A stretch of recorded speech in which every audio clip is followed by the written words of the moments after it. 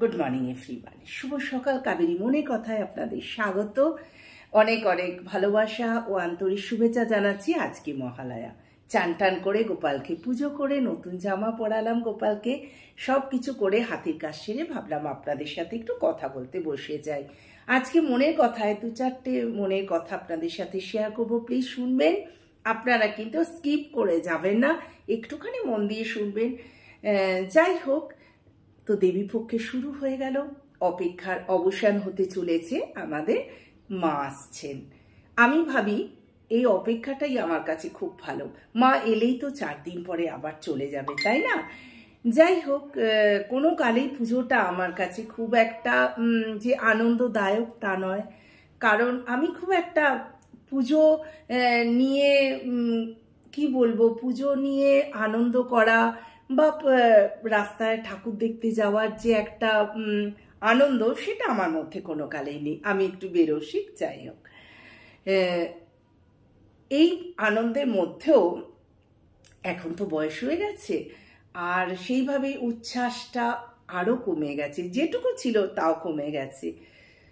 তবু কিছু জনের উপস্থিতি তো খুবই আমাকে মনটা খারাপ করায় আর কি। মন খারাপ লাগে কিছু জনের অনুপস্থিতিটা, যেটা এক হচ্ছে আমার মেয়ে তো পুজোয় আসতে পারবে না। জয়েন্ট ফ্যামিলি হলে দেখবেন পুজো করার বা পুজো দেখতে যাওয়ার একটা আনন্দ থাকে। আমি কোনো কালেই জয়েন্ট ফ্যামিলির মধ্যে মানুষ হইনি, খুব নিউক্লিয়ার ফ্যামিলিতে মানুষ হয়েছি, যেহেতু উচ্ছ্বাসটা বরাবরই আমার একটু কম।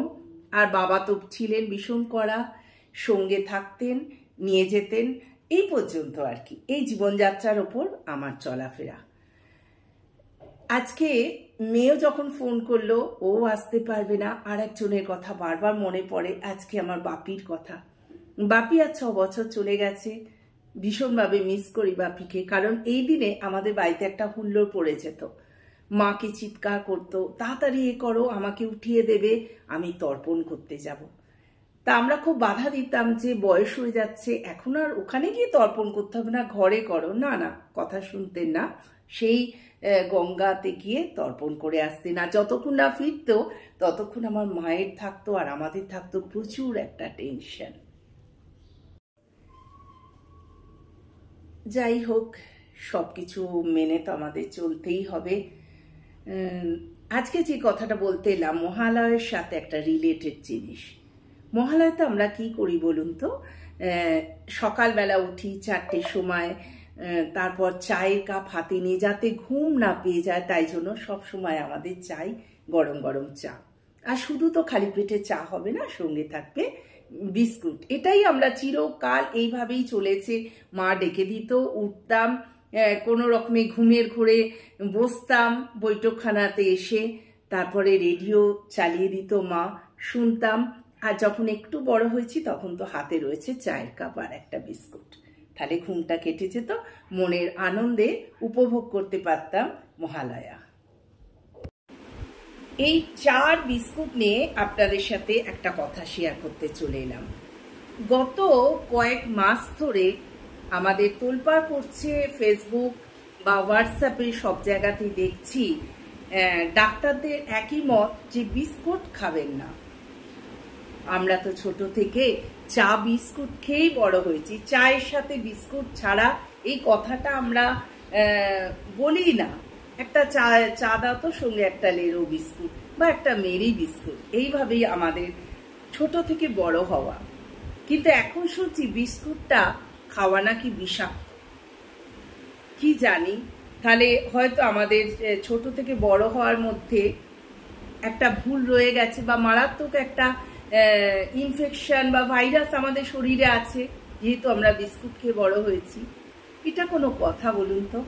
চারিদিকে খুললেই বলছে বিস্কুট খাবে না। তাহলে বিস্কুট ফ্যাক্টরিগুলো এত লোভনীয়ভাবে টিভিতে এতে এত অ্যাডভার্টাইজ দিচ্ছেন কেন আপনারা? যদি জানেন যে মানুষের ক্ষতি হয়, ইভেন বাচ্চাদেরও বলছে বিস্কুট একদম খাবেন না। বিস্কুট খাওয়াটা আমাদের স্বাস্থ্যের পক্ষে খুবই ক্ষতিকর। আর কালকে একটা ভিডিও দেখলাম, সেখানে একজন আমাদের অভিনেত্রী, সে কি করছে, ওটস দিয়ে বাচ্চার জন্য বিস্কিট বানাচ্ছি, ইভেন তার হাজবেন্ড এবং পরিবারের জন্য। কিন্তু এটা কি সম্ভব? আমরা গরিব দুঃখী বড়লোক সবাই কি আমরা ওই বিস্কুট বানিয়ে, ওটসের বিস্কুট বানিয়ে খেতে পারবো? তা নয়। কারণ আমাদের সামনে আসছে বিভিন্ন ধরনের লোভনীয় বিস্কুটের অ্যাডভার্টাইজ। মমস বিস্কুট, এটা খেলে, গুড্ডে খেলে এখান থেকে মাখন বেরোবে। তাই এইসব ছেড়ে আমরা বাড়িতে বানানো সেই বোরিং ওটসের বিস্কুট স্বাস্থ্যের পক্ষে নিশ্চয়ই খাবো না। এটাই আমার বক্তব্য আজকে মনের কথাতে। বন্ধুরা, তোমরা একটু জানিও আমাকে, চা বিস্কুট খেয়ে যদি এতটাই ক্ষতিকর হতো, তাহলে কেন বিস্কুট ব্যান্ড করে দেওয়া হয় না? কারণ বাচ্চাদের আকর্ষণ থাকে বিস্কুট অ্যান্ড লজেন্সের দিকে, তাই না? সবাই ঘুম থেকে উঠে কাঁদলে, বা আমার মেয়েরাও যখন স্কুলে যেত, আমরা কি দিতাম? এক গ্লাস বনভিটা গুলে দুধের সাথে আর একটা বিস্কিট। আর আমি হচ্ছি বিস্কুটের পোকা, খুবই ভালোবাসি বিস্কুট খেতে। তাই যখন চারিদিকে এত বিস্কুট নিয়ে এত বিস্কিটের বিরুদ্ধে কথা হচ্ছে, তখন মনটা একটু নাড়া দিচ্ছে যে এখন কেন হঠাৎ করে এই বিস্কিটের ওপর ভিত্তি করে বিভিন্ন রকমের ভিডিও আসছে। ইভেন ডক্টররা, যেটা আমরা ডাক্তারকে ভগবান মনে করি, ওনাদের কথা আমরা বিশ্বাস করি। যাই হোক, এমনকি ক্রিম কেকারও বলছে খাওয়া খুবই ক্ষতিকারক। আমরা সবাই কি, যাদের সুগার থাকে তার আমরা ক্রিম কেকার খাই। আর চায়ের সাথে যদি সকালবেলা উঠে একটা বিস্কিট না হয়, বলুন তো বন্ধুরা, চলবে?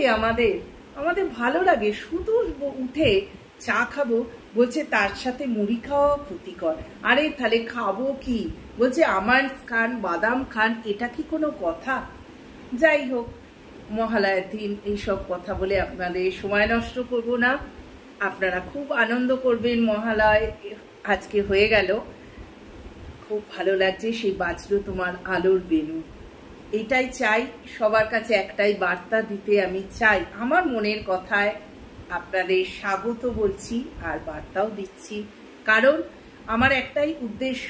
আমি চাই যে মা আসছেন, সব কালিমা দূর করে আবার যেন আমরা পরস্পরের প্রতি প্রেম বন্ধনে আবদ্ধ হই। আমাদের মনে যেন কোনো কাদা না থাকে, আমরা যেন একদম স্বচ্ছ মনে, ভালো মনে আবার সামনের দিকে এগিয়ে যেতে পারি। কারণ চারিদিকে যা কাটাকাটি, হানাহানি, অবিচার যা চলছে, আপনারা সবাই দেখেন, কম বেশি জানেন তো প্রত্যেকেই। কারণ আমাদের এখানে সুবিচার পাওয়া একদমই না মুমকিন, এটাই আমি বলছি।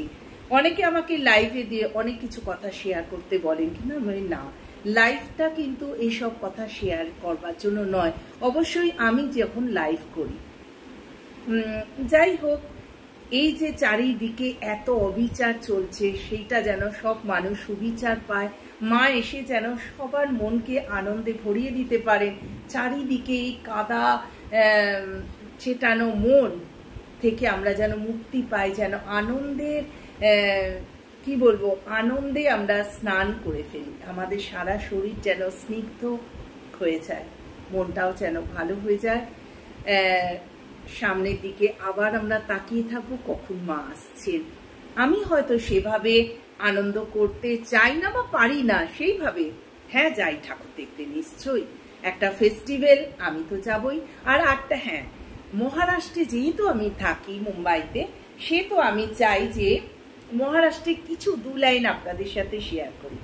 এইখানে মহালয়ের স্টার্ট মানে এখানে নবরাত্রি বলে যাকে। নবরাত্রি এখানে সাজো সাজো রব, একটা কি বলবো, একটা খুঁটি পোতে, তার চারদিকে আলোর মশারি বলে যেটাকে বাংলা কথায়, এরকম আলোর চাদর বেছানো থাকে, চারিদিকে আলোয় আলোকিত। সব বাচ্চারা, মেয়েরা সবাই এসে ওইটা ঘুরে ঘুরে ডান্ডিয়া খেলে আর কি, যেটা আমরা বলি আর কি ডান্ডিয়া ড্যান্স আর কি যাকে বলে, এইটা খেলে, নাচ করে, বক্সে গান বাজে। এই হচ্ছে এখানকার নবরাত্রি। আর হ্যাঁ, স্পেসিফিক কিছু জিনিস দেয়া থাকে যে আজকের দিনে কালার এই পরে আসতে হবে, কোনদিন গ্রিন, কোনদিন বলা হয় ইয়েলো, রেড, এই এটসেট্রা। আমাদের সোসাইটিতেও এখানে হয়, সবাই রাত্রে রান্না টান্না সেরে খাওয়া দাওয়া সেরে একবার হলেও গানের সাথে চারিদিক ঘুরে একটু ডান্ডিয়া ড্যান্স করে আর কি। যাই হোক, এইভাবে নবরাত্রি এখানে চলে। এখানে তো আর আমাদের মতো দুর্গাপুজো নয়, এখানে হচ্ছে নবরাত্রি যাকে বলে। সবাই খুব আনন্দের সঙ্গে কাটায়, আপনারাও কাটাবেন। পুজো যেন সবার খুব ভালো কাটে। আর নিশ্চয়ই আমিও নিশ্চয়ই বেরোবো পুজো দেখতে। তো আপনাদের মতো লাইন দিয়ে হয়তো দেখবো না, কিন্তু পুজো তো দেখবোই, ঠাকুর তো দেখবোই। মা আসছেন, মাকে দেখবো না, এটা তো হয় না। তো আজকে এই ছোট্ট কথাগুলো আপনাদের সাথে শেয়ার করে মনটা হালকা লাগলো। তো চায়ের সাথে অবশ্যই বিস্কুট খাবেন, আর পুজোতে বেশ বেশ করে আনন্দ করবেন, নতুন নতুন জামা পরবেন, আর আমাকে জানাবেন। আপনারা ফটো আপলোড করেন, আমি তো দেখি আর খুব আনন্দ হয়, আমি লাইক করি। তো চলুন আজকের মতো এইটুকু রাখি। টাটা, ভালো থাকবেন। হ্যাঁ, আর একটা কথা, আমার চ্যানেলটা বেশি বেশি করে সাবস্ক্রাইব করবেন আর বেশি বেশি করে দেখবেন। অনেক বন্ধুরা করছেন যারা স্ক্রল করে করে দেখে, জাস্ট সেইটুকু দেখে দেখে মাঝখান থেকে তার উপর ভিত্তি করে কমেন্ট আপনারা দিচ্ছেন, পুরোটা আপনারা দেখেন না। সে তো আমি বুঝতেই পারি, আগের ভিডিওতেও একটা ভিডিও দিয়েছি, তাতে আমরা বলেছি যে আমরা সব যারা ইউটিউবার তারা বুঝতে পারি যে আপনারা স্ক্রল করে দেখে শুধু একটা কমেন্টস দিয়ে দিলেন, হ্যাঁ খুব ভালো, খুব এই হয়েছে ও হয়েছে। প্লিজ সেটা করবেন না, এটাই রিকোয়েস্ট। চলুন আজকের মতো এখানেই রাখছি। প্রচুর প্রচুর প্রচুর সাবস্ক্রাইব করবেন। আপনাদের সবাইকে আবার জানাচ্ছি মহালয়ার অনেক অনেক শুভেচ্ছা, আন্তরিক ভালোবাসা। টাটা।